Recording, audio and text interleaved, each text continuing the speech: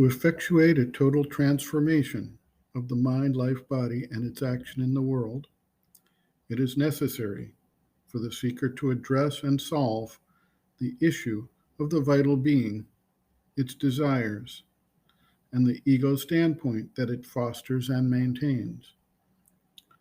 Methods that essentially try to fight with the vital nature tend to not succeed.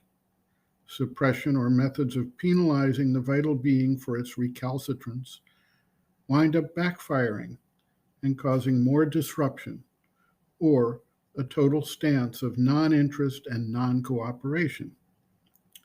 It is best to find a way to engage the vital nature in the value, purpose, benefit, and necessity of cooperation in the endeavor, and thereby obtain its willing and wholehearted support. The mind and heart may be willing, but there may simply not be the capacity in those instruments to carry through this work on their own.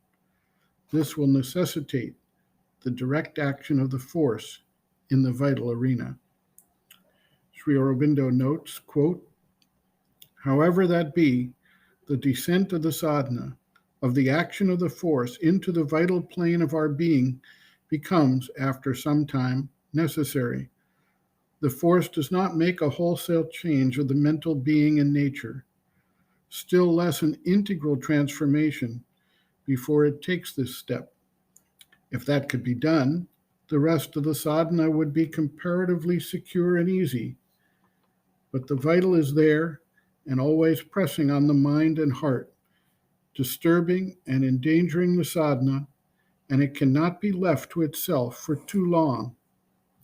The ego and desires of the vital, its disturbances and upheavals, have to be dealt with, and if not at once expelled, at least dominated and prepared for a gradual, if not a rapid modification, change, illumination. This can only be done on the vital plane itself by descending to that level.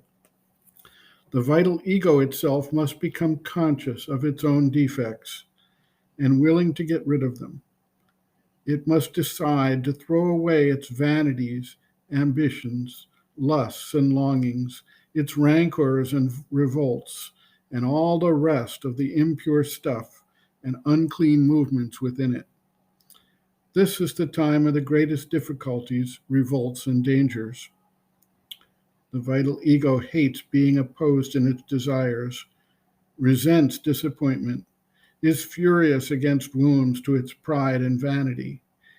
It does not like the process of purification, and it may very well declare satyagraha against it, refuse to cooperate, justify its own demands and inclinations, offer passive resistance of many kinds, withdraw the vital support which is necessary both to the life and the sadhana, and try to withdraw the being from the path of spiritual endeavor. All this has to be faced and overcome, for the temple of the being has to be swept clean if the Lord of our being is to take his place and receive our worship there." End quote. Reference, Sri Aurobindo, Integral Yoga, Sri Aurobindo's Teaching and Method of Practice, Chapter 9, Transformation of the Nature, Transformation of the Vital, pages 246 to 259.